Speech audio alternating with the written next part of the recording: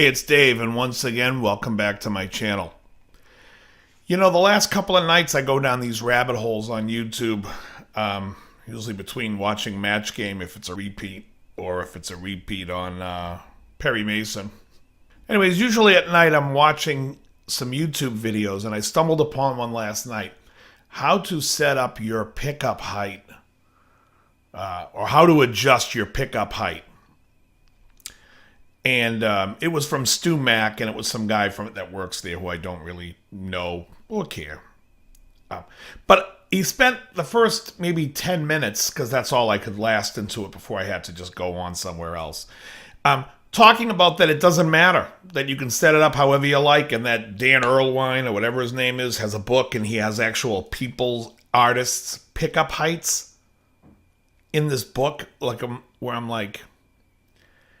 And I'm thinking to myself, have we lost our minds?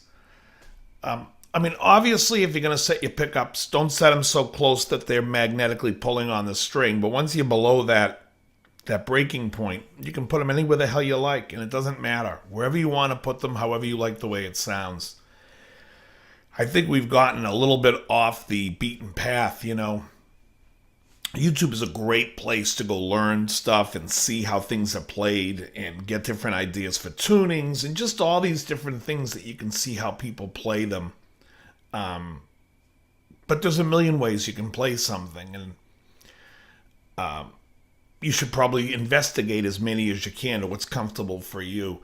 Like when I was talking about Rosanna in the video the other day, I feel it more comfortable playing it one way, but I wanted to show how Steve plays it because people kept talking about the solo and weren't fully playing it right. So I went back and redid it just so you could see the way that Steve would play it. Now, personally, I would play it the first way that I did it. For me, that's more comfortable, and it just feels more natural in where my hand would go. But I think there's like some sort of new insanity that's coming in when these videos of how to and people are watching, and it's just like, well, there's many ways. I mean, I know guitar players that put the boost before the drive pedals. I know that put them after. They each do a different thing, and nothing's wrong. Whatever you want to do is the right way to do it if that's how you did it. If you go listen to a record and you hear what they did on it, sometimes you'll find that it's very unconventional what the methods that they use to record. And there's many ways to skin a cat. You know, a lot of people are like, I'm not into pedals, I'm not into that. And then they find out, you know, like, yeah, Clapton was using like a blues breaker, but he was probably using a Dallas Rangemaster in front of it. Brian May used a Dallas Rangemaster in front of his Vox. A lot of the early guys who were using the British amps used the Dallas Rangemaster treble boost to really hit it with treble, because it really has a nice breakup. And that goes with any type of amp. I tend to like that sound. So I went and bought, here in the box, from Daredevil Pedals, the Silver Solo, which I'm going to put on my board and haven't yet. And this is basically like a clone of the Dallas Rangemaster. Now, I could just plug it straight in. I could put it in front of a boost. I could put it behind. I could put it in front of an overdrive. I could put it after an overdrive, pushing into the amp. There's many ways you can do it. These people that are making these how-to videos should really say how I do it. Not how to do it, but how I would do it, or how I use this. Then to see if anybody cares. The reason why I really don't do a lot of those type of videos is because most of you don't come out to see me play, and therefore you'd probably be like, well, I don't even know if your sound is any good live. And I'd be like, yeah, you're right. So what do you care? And you don't. When I do my clips in the beginning, and actually you can see today I'm wearing a different shirt than the one in my clip because I filmed that the other night. I was just felt like playing, and I was messing with that song by Crowded House, and I said, screw it, I'll do it. And then I brought it up to my band, and they're all like, let's do that song. So, but for those recordings, I'm using a Fender Mustang 2 version 2, which is a modeling amp. And I just try to dial it in the little setup that I have here as best as I can to make it sound like how I hear it on the record. Now, sometimes, I don't put the headphones on and I'm not trying to listen and really dial it in. I get it in the ballpark, I play it, and your ears fill in the rest. It's like it either sounds like it or it's close enough. These clips that I do at the beginning of each show, most of the time it's either a song that I've just learned to do on the show and I'm just banging it out. And sometimes I'll leave mistakes and all in there. I know, like the Shake It Up one I didn't get perfect, and the Tubes one with Lukather, I hit like I slid on the tap. But whatever. When I feel like I caught the vibe of it, I'm like, that's it. And I'll do it like 3 or 4 takes. But once I feel like I've clipped the vibe of the song, then I'm like, all right. Because I'm not trying to I'm not really in a studio that's conducive of sitting there and really meticulously getting involved. And so I don't. I'm trying to, this channel for me is so much more about having fun. And hopefully that translates to the viewer, that you guys are having fun watching me rant and rave like a lunatic about certain things. Now, on the podcast, I am going to start bringing in more people with John and I as guests. And on my list, I have a few, some players and some people that manage guitar companies. So I've reached out to some friends and they're willing to do it. So that's going to be cool. And, but for the most part, when I see these videos of how-to, I really get a kick out of that. Because there was another one where someone was like, how to use an overdrive pedal. Like there's a right and wrong way. Well, I can tell you how to use a wah pedal and tell you to put the input and input and the output and output. But then David Gilmour did the exact opposite. And he made all those albatross noises in the song Echoes. So then me telling you that's not how you should do it would be a complete lie, because that's how David Gilmour did it.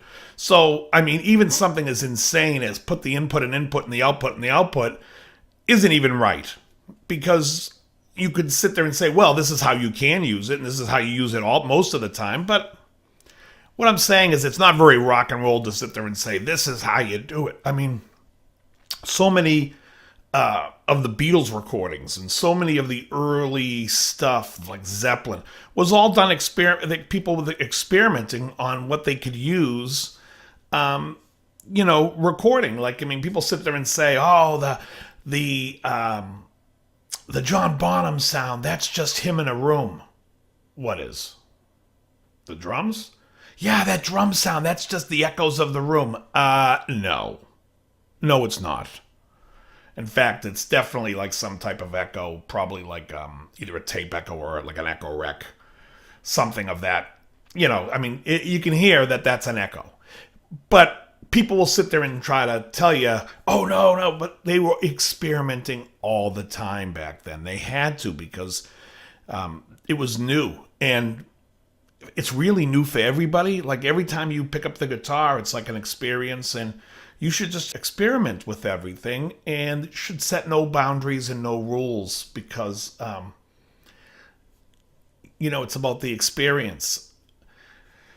A lot of people are really into, learning like shred, for instance. And that's a really strong technique to have.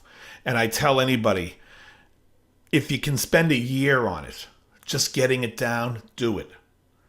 And then throw it away. Use it when you need to. To me, it's like having like great brakes on a car. You want them there, but you also hope you don't have to use it. If you listen to like a solo like Rosanna that I played the other day, I mean, even that walk up isn't tremendously fast. It's nice, but it's not tremendously fast, and it's not really that difficult.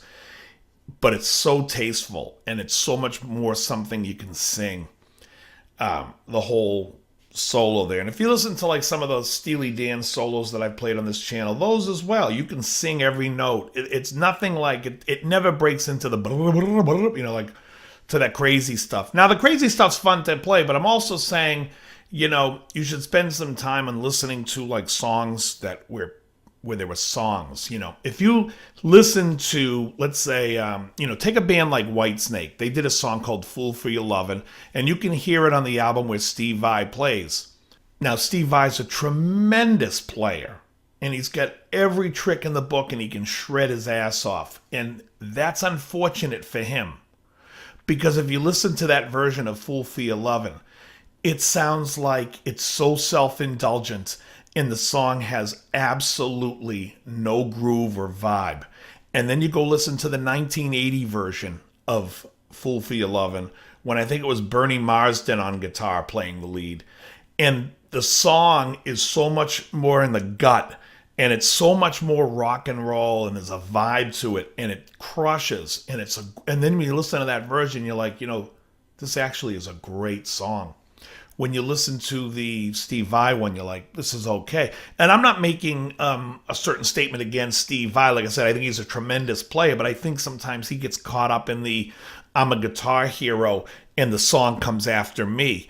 And I think that's a huge mistake when it comes to playing, because I think you got to really focus on the song. Now, there's some great players out there that have YouTube channels as well. I mean, a lot of guys who are great players. Some have some really great understanding of music, and some not so much. Now, I've watched people talk about modes and all that stuff, and I know a lot of people don't like modes. And personally, I'm schooled in all the modes. I know all the modes, and I just don't care to talk about them or use them, because I think they become something that clouds your musical sense. If I sat there and I was to tell you that, this song is in B Phrygian. Okay. Well, now as a guitar player, you're thinking, okay, this is all centered around B. What are these? Or I could sit there and say, this is in G major, center on the B. You'd be like, oh, okay. G major 7, A minor 7, B minor 7, C major 7, D dominant 7, E minor 7, F sharp minor 7, flat 5. All 7 chords. I know all the notes. It just becomes simple, and you want me to center around the B. Okay. So that's why I don't use modes. But I just think that, when I watch some of these videos of people trying to do tutorials and stuff, it's very, focused this way. I can see that it's really to the person playing it. It's something that they would use. Whereas the thing that I'm talking about, I tend to feel is more universal, because if you talk to a piano player that studied classical and you say to him, or her, hey, this is the B Phrygian, they're going to look at you going, huh? You shot who in the what now? So I'm just trying to make it so it's universal. And in all the sessions I've played and all that time, I've never heard one person bring up a mode. So they want you to play the song, and they want you to play for the song. And so when you play, if you're home and you're practicing and you use YouTube as the tool for, number one, entertainment, and two, to learn something about the guitar or about the industry, whether it's because you want to learn, I would basically say, if you're on YouTube for 2 hours a day, cut it in half and practice for that hour.